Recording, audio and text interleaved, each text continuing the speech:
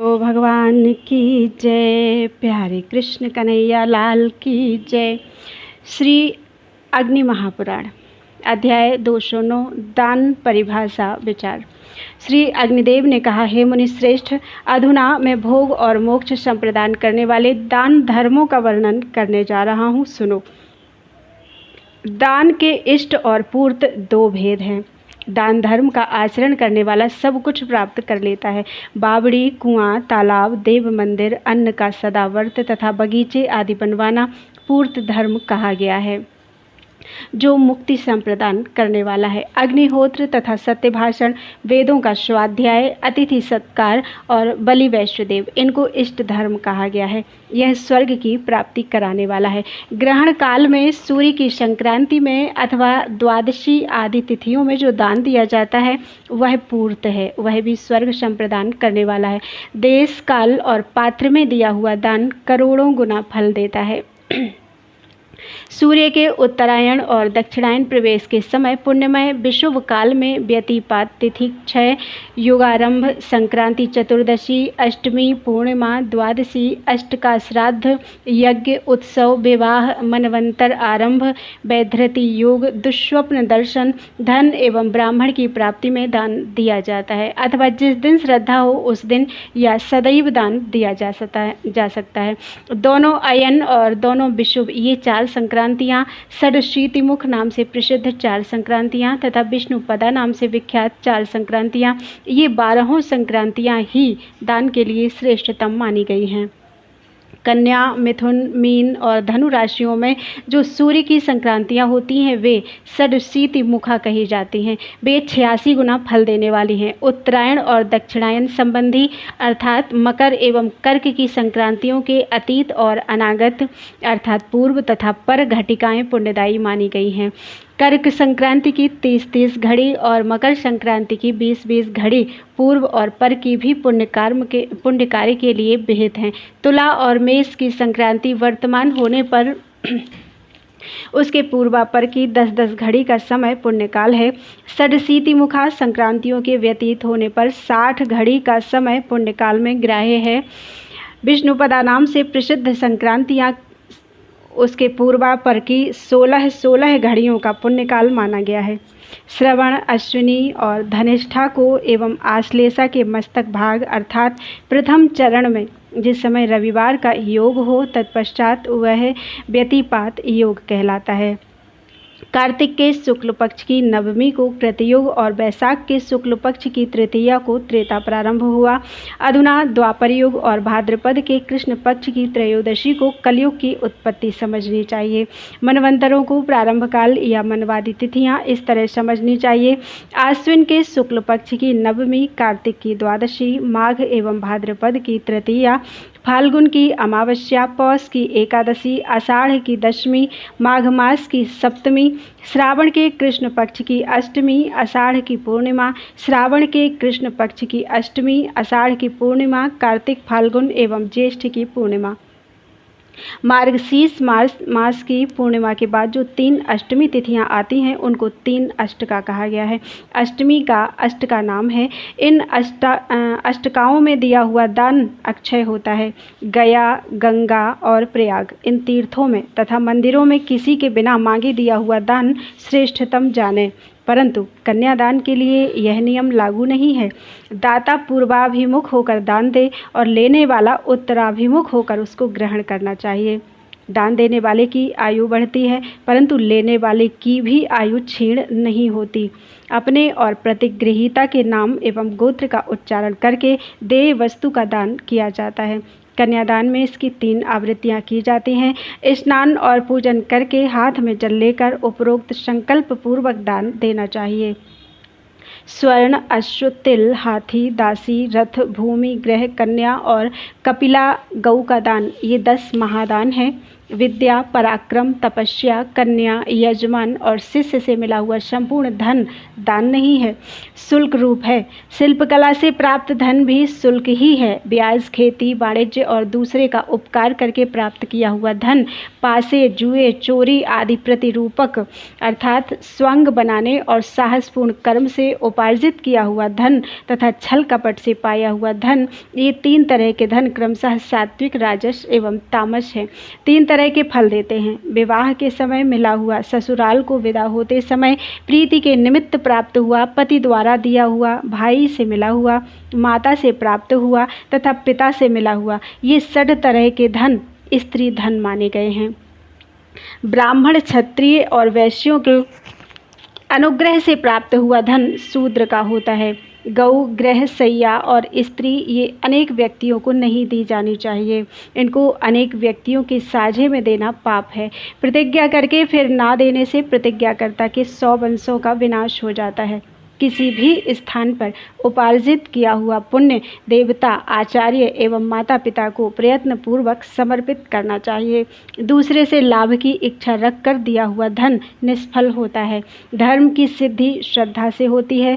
श्रद्धा पूर्वक दिया हुआ जल भी अक्षय होता है। जो ज्ञान, शील और सद्गुणों से संपन्न हो एवं दूसरे को कभी पीड़ा न पहुंचाता हो, वह दान का श्रेष्ठतम पात्र माना गया है। अज्ञानी मनुष्य का पालन एवं त्राण करने से वह पात्र कहलाता है। माता को दिया गया दान 100 गुना और पिता को दिया हुआ 1000 गुना होता है। पुत्री और सहोदर भाई को दिया हुआ दान अनंत एवं अक्षय होता है। मनुष्येतर प्राणियों का दिया गया दान सम होता है, न्यून या अधिक नहीं। पापात्मा मनुष्य को दिया गया दान अत्यंत निष्फल समझना चाहिए। वर्ण संकर को दिया हुआ दान 2 गुना, शूद्र को दिया हुआ दान 4 गुना, वैश्य और क्षत्रिय को दिया हुआ 8 गुना, ब्राह्मण ब्रुव अर्थात नाम मात्र के ब्राह्मण को दिया हुआ दान 16 गुना होता है और वेद पाठी ब्राह्मण को दिया हुआ दान 100 गुना फल देता है। वेदों के अभिप्राय का बोध कराने वाले आचार्य को दिया हुआ दान अनंत होता है। पुरोहित एवं याजक आदि को दिया हुआ दान अक्षय कहा गया है। धनहीन ब्राह्मणों को और यज्ञकर्ता ब्राह्मण को दिया हुआ दान अनंत फल संप्रदायक होता है। तपोहीन, स्वाध्यायहीन और प्रतिग्रह में रुचि रखने वाला ब्राह्मण जल में पत्थर की नौका पर बैठे हुए के समान है। वह उस पत्थरमयी नौका के साथ ही डूब जाता है। ब्राह्मण को स्नान एवं जल का उपस्पर्शन करके प्रयत्न पूर्वक पवित्र होकर दान ग्रहण करना चाहिए। प्रतिग्रह लेने वाले को सदैव गायत्री का जप करना चाहिए एवं उसके साथ ही साथ प्रतिग्रहित द्रव्य और देवता का उच्चारण करना चाहिए। प्रतिग्रह लेने वाले श्रेष्ठ ब्राह्मण से दान ग्रहण करके उच्च स्वर में, क्षत्रिय से दान लेकर मंद स्वर में तथा वैश्य का प्रतिग्रह स्वीकार करके उपांशु अर्थात होठों को बिना हिलाए जप करना चाहिए। शूद्र से प्रतिग्रह लेकर मानसिक जप और स्वस्ति वाचन करना चाहिए। हे मुनि श्रेष्ठ, अभय के सर्वदेवगण देवता हैं, भूमि के विष्णु देवता हैं, कन्या और दास दासी के देवता प्रजापति कहे गए हैं, गज के देवता भी प्रजापति ही हैं, अश्व के यम, एक खुर वाले पशुओं के सर्वदेवगण, महेश के यम, उष्ट्र के निरति, धेनु के रुद्र, बकरे के अग्नि, भेड़, सिंह एवं बाराह के जल देवता, वन्य पशुओं के वायु देवता, जल पात्र आदि कलश आदि जलाशयों के वरुण देवता, समुद्र से उत्पन्न होने वाले रत्नों तथा स्वर्ण लोहादि धातुओं के अग्नि देवता, पकवान और धान्यों के प्रजापति देवता, सुगंध के गंधर्व देवता, वस्त्र के बृहस्पति देवता, सभी पक्षियों के वायु देवता, विद्या एवं विद्यांगों के ब्रह्मा, पुस्तक आदि की सरस्वती देवी, शिल्प के विश्वकर्मा एवं वृक्षों के वनस्पति देवता हैं। ये समस्त द्रव्य देवता भगवान श्री हरि विष्णु के अंगभूत हैं। छत्र, कृष्ण मृग चर्म, सैया, रथ, आसन, पादुका तथा वाहन इनके देवता ऊर्ध्वांगिरा अर्थात उत्तानांगिरा कहे गए हैं। युद्धोपयोगी सामग्री, शस्त्र और ध्वज आदि के सर्व देवगण देवता हैं। ग्रह के भी देवता सर्वदेवगण ही हैं। संपूर्ण पदार्थों के देवता विष्णु अथवा शिव हैं, क्योंकि कोई भी वस्तु उनसे भिन्न नहीं है। दान देते समय पहले द्रव्य का नाम लें, फिर ददामी अर्थात देता हूँ ऐसा कहें, फिर संकल्प का जल दान लेने वाले के हाथ में देना चाहिए। दान में यही विधि बतलाई गई है। प्रतिग्रह लेने वाला यह कहे विष्णु दाता हैं, विष्णु ही द्रव्य हैं और मैं इस दान को ग्रहण करने जा रहा हूँ। यह धर्मानुकूल प्रतिग्रह कल्याणकारी हो, दाता को इससे भोग और मोक्ष रूपी फलों की प्राप्ति हो। गुरुजनों अर्थात माता पिता और सेवकों के उद्धार के लिए देवताओं और पितरों का पूजन करना हो तो उसके लिए सबसे प्रतिग्रह लें, परंतु उसको अपने उपयोग में न लावें। शूद्र का धन यज्ञ कार्य में ग्रहण नहीं करना चाहिए, क्योंकि उसका फल शूद्र को ही प्राप्त होता है। वृत्तिहीन ब्राह्मण शूद्र से गुड़, तक्र, रस आदि पदार्थ ग्रहण कर सकता है। जीविका विहीन द्विज सभी का दान ले सकता है, क्योंकि ब्राह्मण स्वभाव से ही अग्नि और सूर्य के समान पवित्र है। इसलिए आपत्ति काल में निंदित पुरुषों को पढ़ाने, यज्ञ कराने और उनसे दान लेने से उसको पाप नहीं लगता। कृतयुग में ब्राह्मण के घर जाकर दान दिया जाता है, त्रेता में अपने गृह बुलाकर, द्वापर में मांगने पर और कलयुग में अनुगमन करने पर दिया जाता है। समुद्र का पार मिल सकता है, परंतु दान का अंत नहीं मिल सकता। दाता मन ही मन सत्यार्थ के उद्देश्य से निम्नलिखित संकल्प करके भूमि पर जल छोड़े। आप, मैं, चंद्रमा और सूर्य के ग्रहण या संक्रांति के समय गंगा, गया अथवा प्रयाग आदि अनंत गुण संपन्न तीर्थ देश में अमुक गोत्र वाले वेद वेदांग वेदता महात्मा एवं सत्पात्र अमुक शर्मा को विष्णु, रुद्र अथवा जो देवता हों उन देवता संबंधी अमुक महाद्रव्य, कीर्ति, विद्या, महती कामना, सौभाग्य और आरोग्य के उदय के लिए, समस्त पापों की शांति एवं स्वर्ग के लिए, भोग और मोक्ष के प्राप्त्यर्थ आपको दान करने जा रहा हूँ। इससे देवलोक, अंतरिक्ष और भूमि संबंधी समस्त उत्पातों का विनाश करने वाले मंगलमय भगवान श्री हरि विष्णु मुझ पर प्रसन्न हो और मुझको धर्म, अर्थ, काम एवं मोक्ष की प्राप्ति कराकर ब्रह्मलोक संप्रदान करें। तत्पश्चात यह संकल्प पढ़ें। अमुक नाम और अमुक गोत्र वाले ब्राह्मण अमुक शर्मा को मैं इस दान की प्रतिष्ठा के निमित्त स्वर्ण की दक्षिणा देता हूँ। इस दान बाकी से समस्त दान देना चाहिए। इस प्रकार महापुराणों में श्रेष्ठ श्री विष्णु वामपाद स्वरूप कृष्ण द्वैपायन भगवान व्यासकृत अग्नि महापुराण अंतर्गत आगत विषयों का विवेचन संबंधी 209वां अध्याय पूरा हुआ। बोलो वृंदावन बिहारी लाल की जय। अध्याय 210 महादान विचार। श्री अग्निदेव ने कहा कि हे वशिष्ठ, अधुना मैं सभी तरह के दानों का वर्णन करने जा रहा हूँ। महादान होते हैं 16। सर्वप्रथम तुला पुरुष दान, फिर हिरण्य गर्भदान, ब्रह्मांड दान, कल्प वृक्ष दान, 5वां सहस्र गोदान, स्वर्णमयी कामधेनु का दान, 7वां स्वर्ण निर्मित अश्व का दान, स्वर्णमय अश्वयुक्त रथ का दान, स्वर्णहीन अस्थि रथ का दान, 5 हलों का दान, भूमि दान, विश्व चक्र दान, कल्पलता दान, श्रेष्ठतम सप्त समुद्र दान, रत्न धेनु दान और जलपूर्ण कुंभ दान। ये दान शुभ दिन में मंडलाकार मंडप में देवताओं का पूजन करके ब्राह्मण को देना चाहिए। मेरुदान भी पुण्यप्रद है। मेरु 10 माने गए हैं, उनको सुनो। धान्य मेरु 1000 द्रोण धान्य का श्रेष्ठतम माना गया है। 500 द्रोण का मध्यम और 250 द्रोण का अधम माना गया है। लवणाचल 16 द्रोण का बनाना चाहिए, वही श्रेष्ठतम माना गया है। गुड़ पर्वत 10 भार का श्रेष्ठतम माना गया है। 5 भार का मध्यम और 2.5 भार का निकृष्ट कहा जाता है। स्वर्णमेरु सहस्र पल का श्रेष्ठतम, 500 पल का मध्यम और 250 पल का निकृष्ट माना गया है। तिपर्वत क्रमशः 10 द्रोण का उत्तम, 5 द्रोण का मध्यम और 250 पल का निकृष्ट माना गया है। तिल पर्वत क्रमशः 10 द्रोण का निकृष्ट कहा गया है।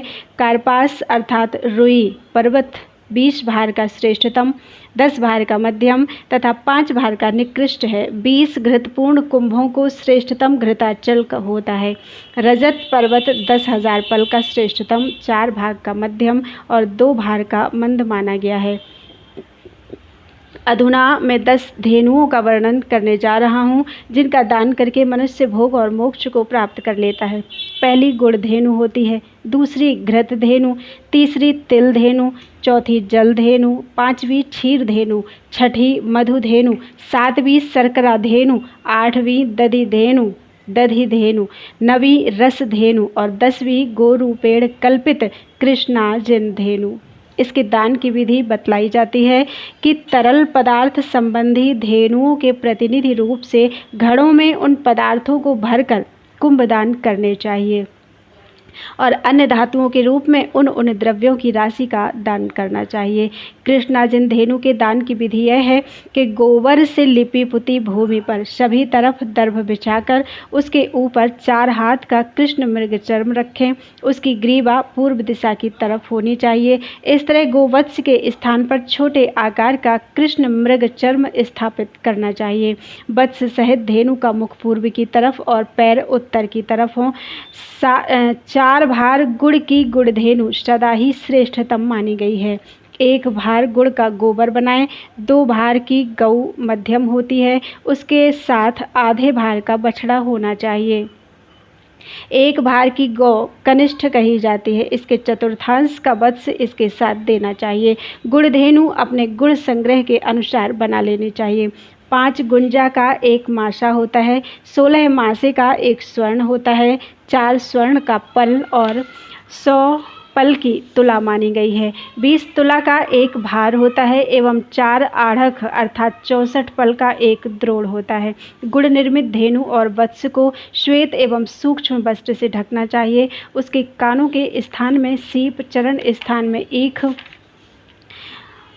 नेत्र स्थान में पवित्र मौक्तिक, अलकों के स्थान पर श्वेत सूत्र, गल कंबल के स्थान पर श्वेत चबर, भौहों के स्थान पर विद्रुम मणि, स्तनों के स्थान पर नवनीत, पुच्छ स्थान पर रेशमी वस्त्र, अक्षि गोलकों के स्थान पर नीलमणि, श्रृंग और श्रृंगाभरणों के स्थान पर स्वर्ण एवं खुरों की जगह चांदी रखें।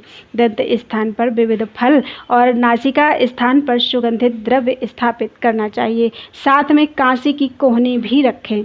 हे द्विश्रेष्ठ, इस तरह धेनु की रचना करके निम्नलिखित मंत्रों से उसकी पूजा करनी चाहिए, जो समस्त भूत प्राणियों की लक्ष्मी हैं, जो देवताओं में भी स्थित हैं। वे धेनु रूपिणी देवी मुझको शांति संप्रदान करें, जो अपने शरीर में स्थित होकर रुद्राणी के नाम से प्रसिद्ध हैं और देवाधिदेव भगवान श्री शिव शंकर की सदा प्रियतमा पत्नी हैं। वे धेनु रूप धारिणी देवी मेरे पापों का विनाश करें, जो विष्णु के वक्षस्थल पर लक्ष्मी के रूप से सुशोभित होती हैं, जो अग्नि की स्वाहा और चंद्रमा एवं सूर्य एवं नक्षत्र देवताओं की शक्ति के रूप में स्थित हैं। वे धेनु रूपिणी देवी मुझको लक्ष्मी संप्रदान करें, जो चतुर्मुख ब्रह्मा की सावित्री, धनाध्यक्ष कुबेर की निधि और लोकपालों की लक्ष्मी हैं। वे धेनु देवी मुझको अभीष्ट वस्तु संप्रदान करें। हे देवी, आप पितरों की स्वधा एवं यज्ञ भोक्ता का अग्नि की स्वाहा हैं। आप समस्त पापों का हरण करने वाली एवं धेनु रूप से स्थित हैं, इसलिए मुझको शांति संप्रदान करना चाहिए। इस तरह अभिमंत्रित की हुई धेनु ब्राह्मण को दान देना चाहिए। अन्य सब धेनु दानों की भी सामान्यतया यही विधि है। इससे मनुष्य संपूर्ण यज्ञों के फल को प्राप्त कर पापहीन हुआ भोग और मोक्ष दोनों को सिद्ध कर लेता है।